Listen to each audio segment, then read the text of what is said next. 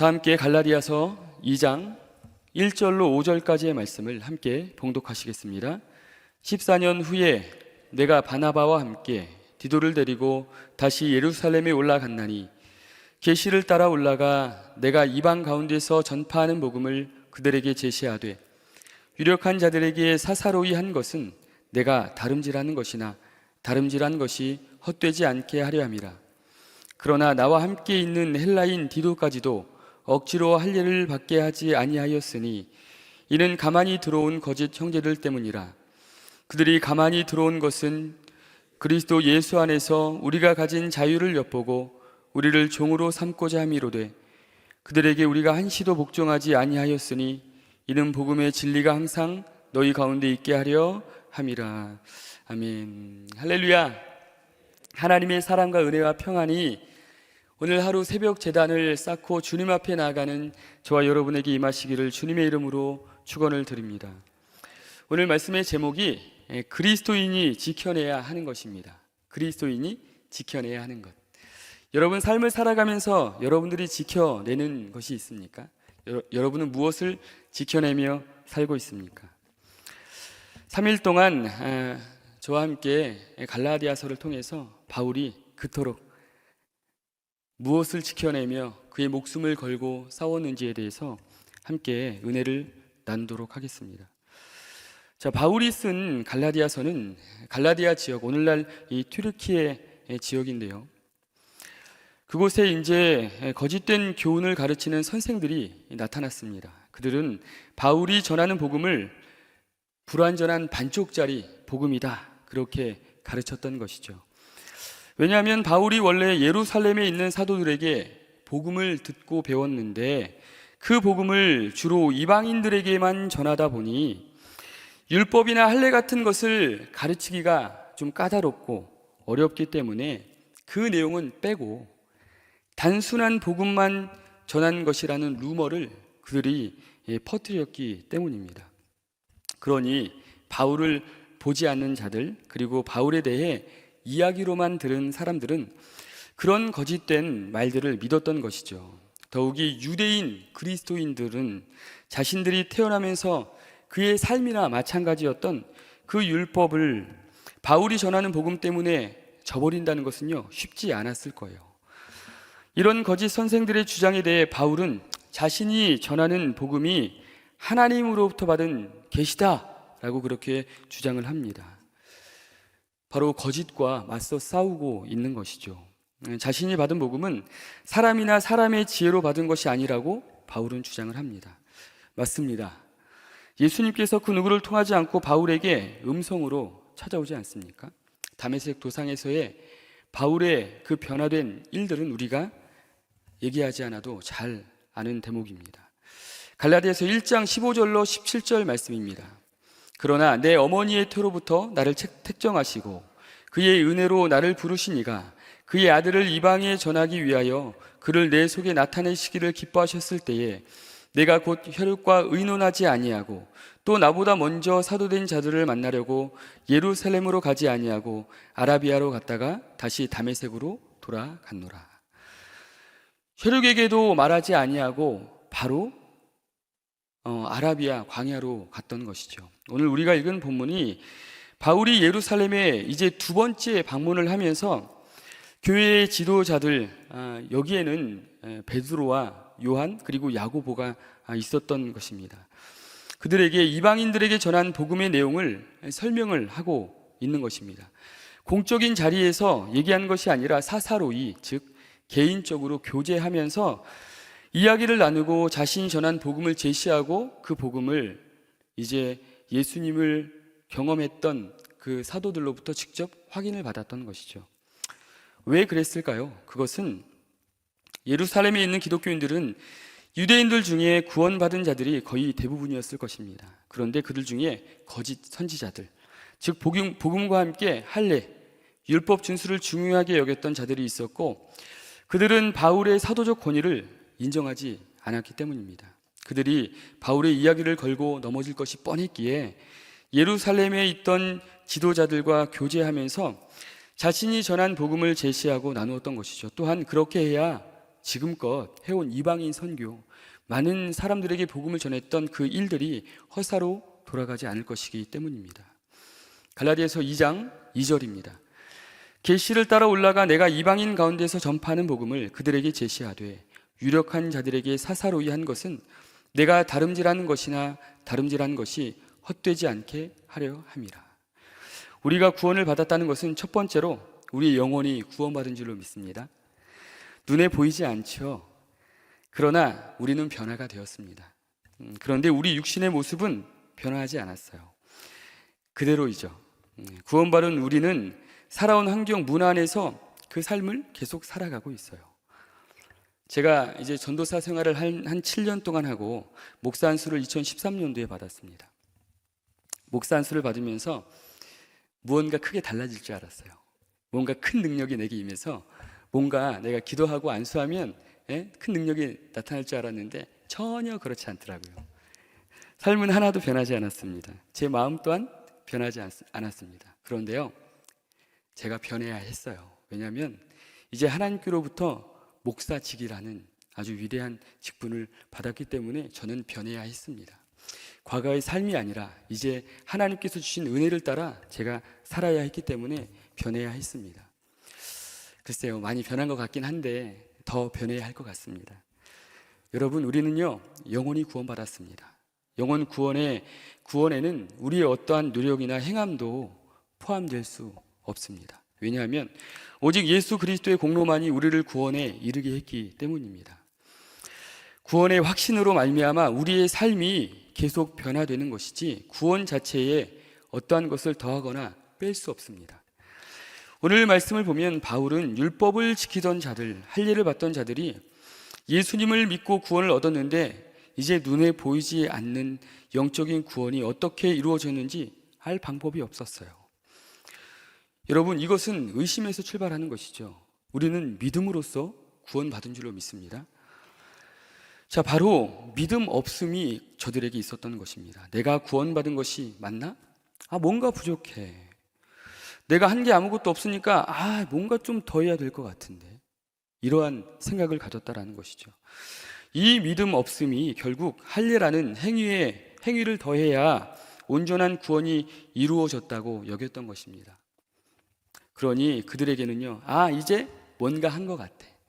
이제 구원이 완성된 것 같아. 라고 하는 착각을 가졌다는 것이죠. 여러분, 이게 맞습니까? 아니잖아요. 예수 그리스도께서 이루신 구원은요, 우리의 행함 노력, 그 어떠한 것도 포함되지 않았습니다. 그저 전적인 하나님의 은혜로 우리는 구원받은 줄로 믿습니다. 그렇게 바울은요, 교회를 지키기 위해 힘쓰고 애쓰며 노력했습니다. 첫 번째로 교회를 지키기 위한 바울의 노력이 있었다는 것이죠. 참 감사한 것은요, 오늘날 그리스도인들이 잘 정립된 텍스트, 바로 이 성경을 가지고 또 그것을 뒷받침하는 많은 서적, 책들을 통해서 믿음의 바른 길을 가게 된 것은 우리 초대교회 바울의 대단한 노력이 있었기 때문입니다. 바울은 거짓된 자들과 결코 타협하지 않았습니다. 자기도 유대인인데 좀 편하게 살 수 있지 않았겠습니까? 그런데 그러지 않았다는 거예요. 저와 여러분은 어떻습니까? 여러분, 타협은요 그리 거창하지 않습니다.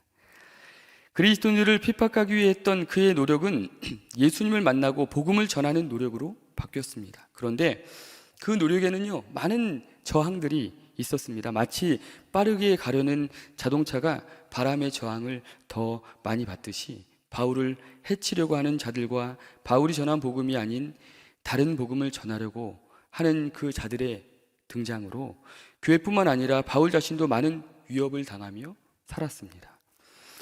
그들은 바울의 권위를 먼저 무너뜨리려고 했습니다. 그런데 바울은 자신의 권위가 사람에게 온 것이 아니라 바로 하나님께로부터 왔다고 변론을 하고 있는 것이죠. 갈라디아서 1장 16절 17절입니다.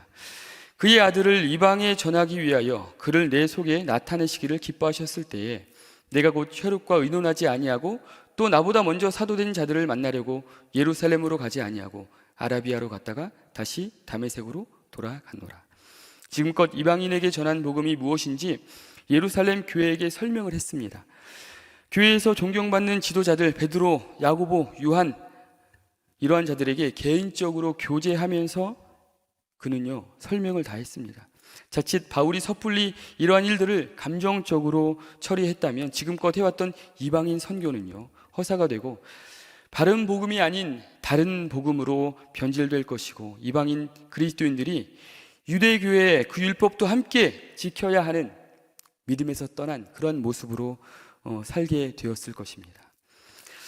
바른 복음을 전하려는 바울의 노력으로 말미암아 우리는 바른 복음을 전해 들었습니다. 지금도 그 복음을 우리는 지키며 살고 있는 것이죠.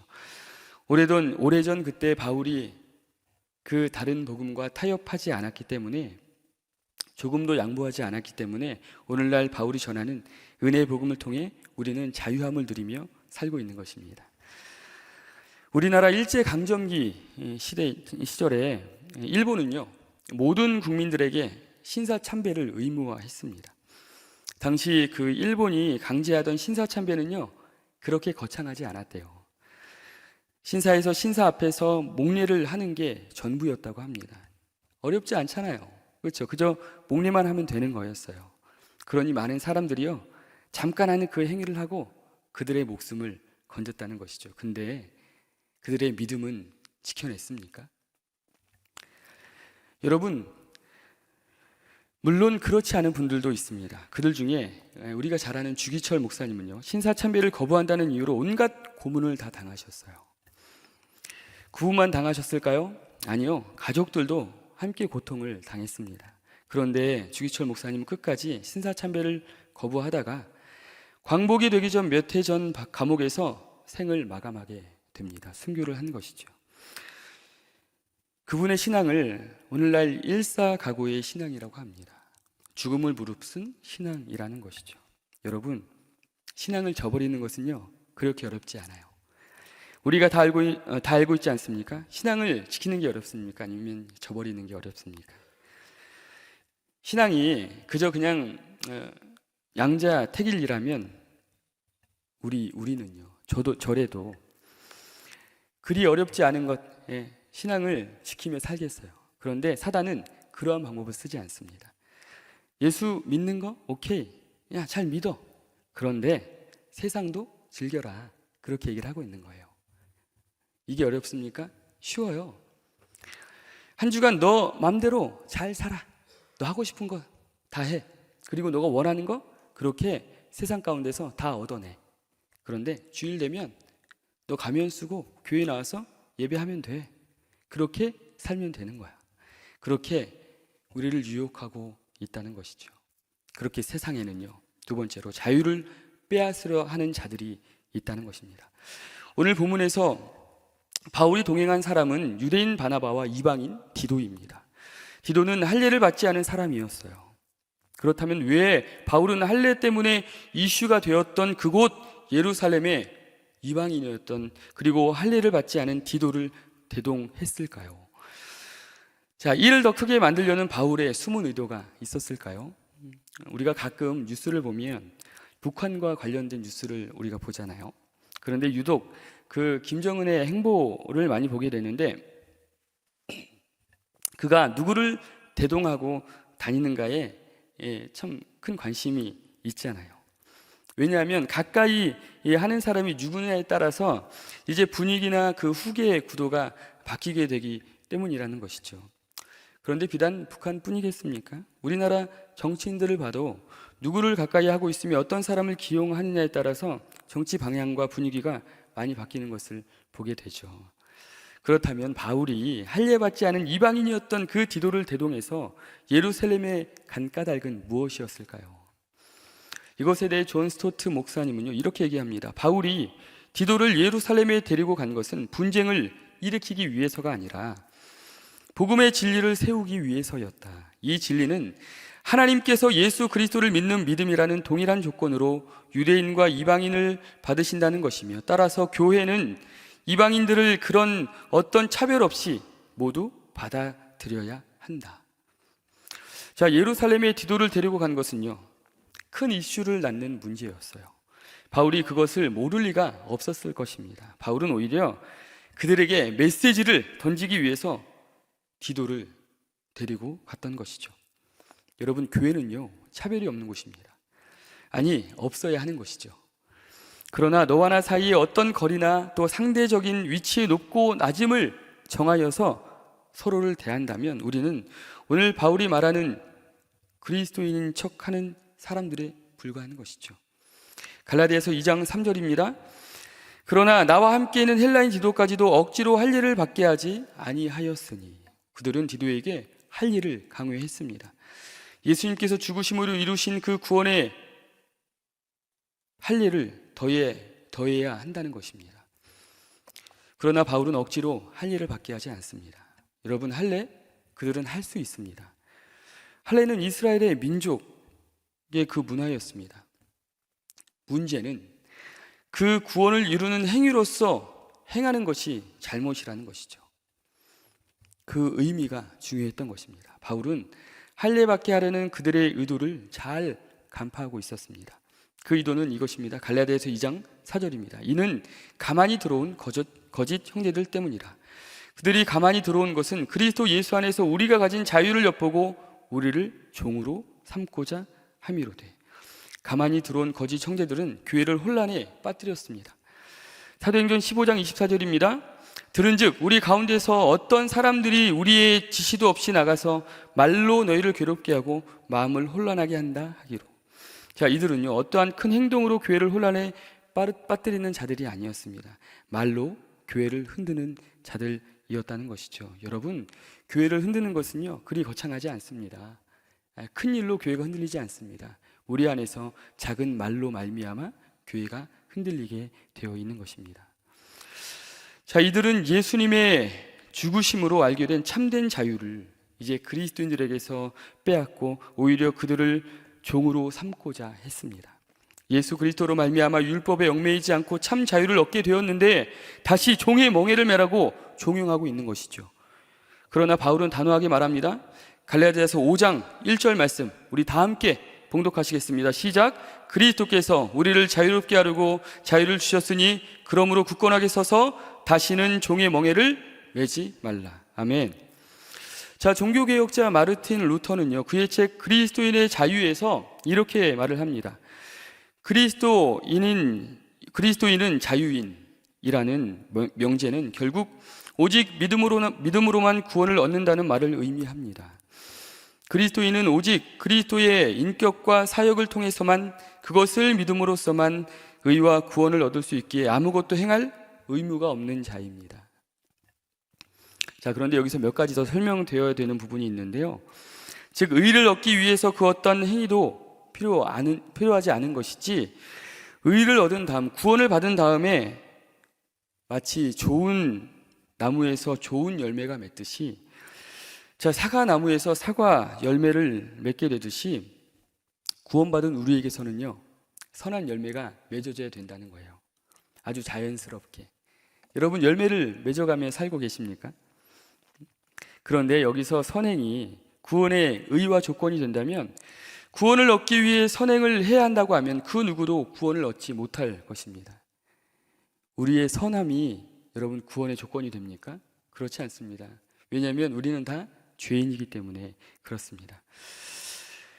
그러나 그리스도의 의를 덧입는 자는 자신에게 없던 의가 전가되었다는 것에 감사하며 또 감탄하고 탐복하며 또 그 주님을 찬양하며 주님의 뜻을 이루며 살게 되어 있습니다. 복음이 우리에게 주는 열매 중 하나는 자유라는 것입니다. 여러분은 참된 자유를 누리며 살고 계십니까?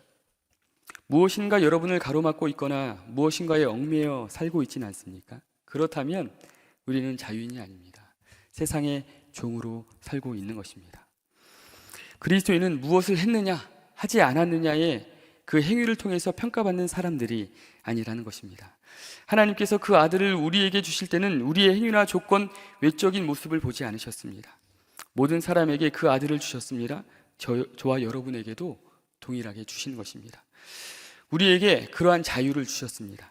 그래서 우리는 오늘도 결단해야 합니다. 그것은 바로 세 번째, 우리 다 함께 읽겠습니다. 예수님이 주신 자유를 지켜내겠다는 결심. 1775년 그 독립을 원하는 그 미국의 영국 식민지와 또 영국 본국 사이의 대립은요, 마침내 미국 독립 전쟁으로 발전할 것처럼 보였습니다. 일촉즉발의 상황이었던 것이죠. 이때 패트릭 헨리라는 한 혁명가가 그 대의원의 연설에서 자유를 위해서는 싸우는 도리밖에 없다, 이렇게 절규를 하면서 계속 글을 읽어 나갔는데, 여러분은 무엇을 바라며 무엇을 원하십니까? 생명은 존귀하고 평화는 감미로우니 사슬에 묶인 노예의 신세가 되더라도 이것을 얻으면 그만입니까? 당치 않습니다. 다른 사람은 어떤 길을 택할지 모르나 나는 외칩니다. 나에게 자유를 달라, 아니면 죽음을 달라. 많이 들어보셨죠? 나에게 자유가 아니면 죽음을 달라. 이 패트릭 헨리가 말하는 것이죠. 성경의 역사를 보아도 인류의 삶은요, 자유의 삶 아니면 종의 삶으로 그려집니다. 창세기에 나타난 아담과 하와는요, 하나님의 피조물로서 자유를 가지고 태어나지 않았습니까? 그런데 자신들이 범죄함으로 스스로 땅에 갇힌 그 삶, 종의 삶을 살아갑니다. 출애굽기에 나타난 이스라엘 백성들은요, 애굽의 종살이를 하던 중, 종으로 살던 중에 하나님께서 모세를 통해서 그들을 구원하셨죠. 자유인의 삶을 살게 하셨습니다. 또 이스라엘의 왕들을 보면 하나님을 잘 믿으면 그 나라 안에서 자유롭게 살게 되지만, 하나님을 떠나 살면 주변 강대국들의 속국 종으로 살게 되는 모습을 우리는 볼 수 있습니다. 신약 시대로 넘어와서 교회도 마찬가지죠. 사단은요, 끊임없이 교회를 공격하고 지금도 공격해오고 있습니다. 하나님께서 주신 자유를 빼앗으려고 온갖 말로 우리의 마음을 흔들어 놓고 있는 것이죠. 자유인 아니면 종으로서 말입니다. 여러분, 그러나 그것에 결코 넘어가서는 안 됩니다. 저와 여러분이 얻은 자유를 버리고 어찌 다시 종의 자리에서 우리가 살아가겠습니까? 바울은 자유를 빼앗고자 하는 자들에게서 어떻게 자유를 지켜냈냐면 그들에게 복종하지 않았던 것입니다. 그들을 무시했다는 것이죠. 갈라디아서 2장 5절 말씀입니다. 그들에게 우리가 한시도 복종하지 아니하였으니 이는 복음의 진리가 항상 너희 가운데 있게 하려 합니다. 아멘. 여러분, 자유를 지켜내는 것은요, 다른 방법이 없습니다. 세상이 하는 것처럼 투쟁을 하면서 지켜내는 것이 아닙니다. 하나님이 우리에게 주신 참 자유를 지켜내는 방법은요, 복음의 진리를 우리 가운데 두고 그 진리를 꽉 붙잡을 때 우리는 자유를 지켜낼 수 있는 것입니다. 이 자유를 지키기 위해 많은 믿음의 사람들이 진리를 붙잡고, 오늘날도 그 자유를 지켜내기 위해서 많은 믿음의 사람들은요, 그 복음, 진리를 붙잡고 살아가고 또 그것을 위해 목숨을 걸고 살고 있는 것이죠. 여러분, 우리는 다시 종의 멍에를 맬 수 없습니다. 예수님께서 풀어주신 멍에를 다시 짊어져서는 안 되는 것이죠. 교회 세상 가운데 많은 그 짐을 지고 살다가, 그리고 죄 가운데 살다가 교회에 와서 이 죄의 짐을 다 풀어놓고 큰 은혜를 받고 자유의 몸으로 우리는 세상에 나가 살아야 합니다. 그런데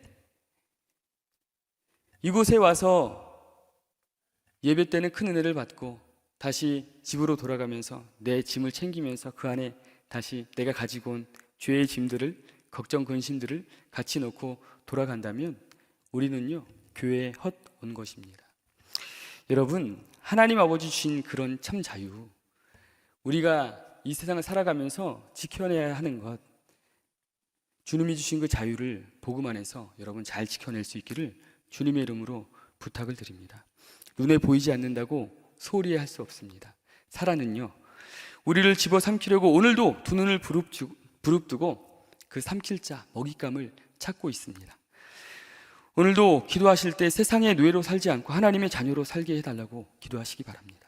진리이신 예수님 붙잡고 살아갈 때 하나님께서 저와 여러분을 세상의 종이 아닌 하나님의 자녀로 살게 하실 줄로 믿습니다.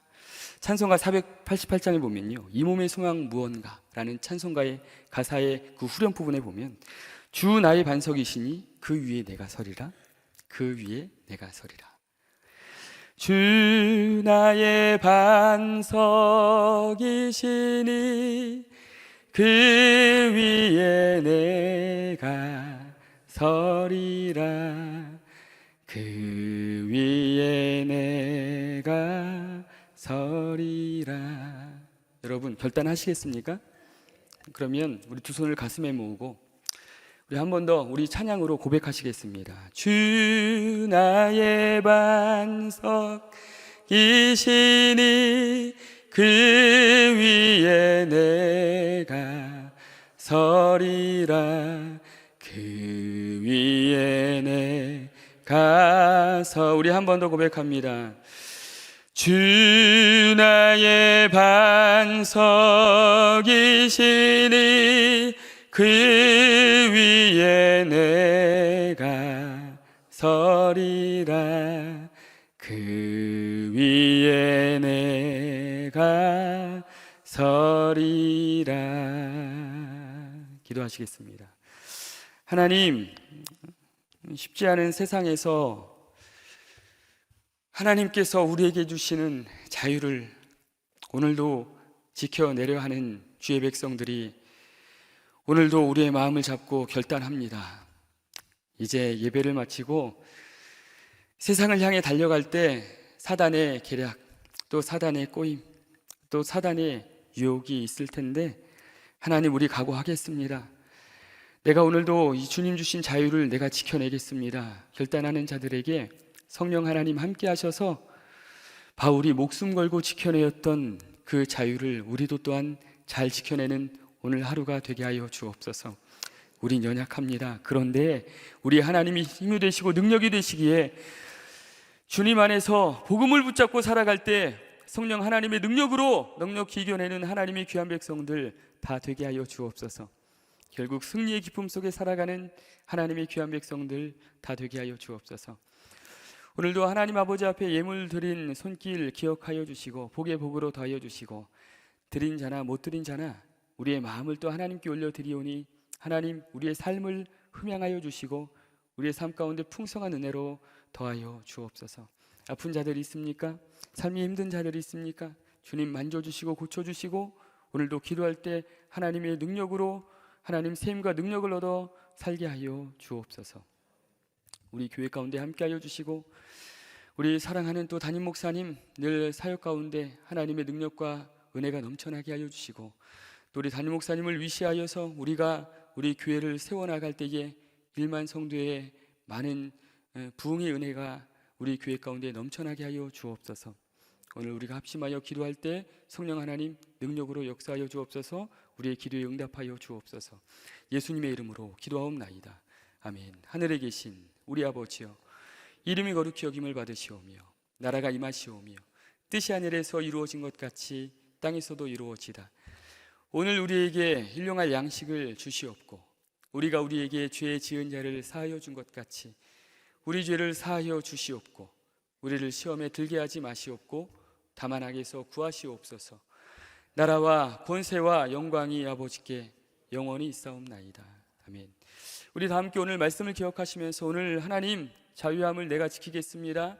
잘 지키게 하여 주옵소서. 승리하게 하여 주옵소서. 나라와 민족을 위해서도 우리 교회를 위해서도 가지고 나온 기도 제목을 위해서 주여 삼창하시고 통성으로 기도하시겠습니다.